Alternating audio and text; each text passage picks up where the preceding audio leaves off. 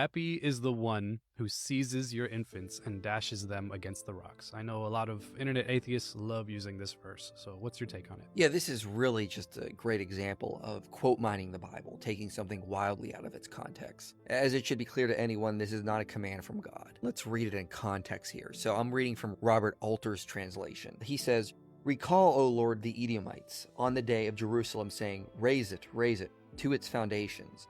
Daughters of Babylon, the despoiler, happy who pays you back in kind for what you did to us." Then we get to verse 9. Happy who seizes and smashes your infants against the rocks. So verse 8 is giving a little bit more context here. This is what happened to the inhabitants of Jerusalem. The Babylonians came in, seized and smashed their infants against the rocks. This is a psalm of the captives of Jerusalem being taken back to Babylon. And they're singing this because they just witnessed this horrific event. They're lamenting. They're extremely emotionally upset over what happened to their very own infants. So Robert Alters says in his commentary on this, all one can do is to recall the background of the outrage feeling that triggers the conclusion. The Babylonians have laid waste to Jerusalem, exiled much of its population, looted and massacred the powerless captives, ordered perhaps mockingly to sing their Zion songs. Respond instead with a lament that is not really a song and ends with the blood-curdling curse pronounced on their captors, who fortunately do not understand the Hebrew in which it was pronounced. So Alter suggests this was a lament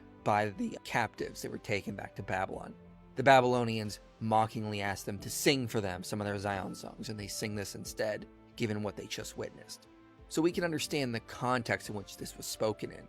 This is not commanding people to smash infants against rocks. This is not God saying this is a good thing for people to do or be happy about.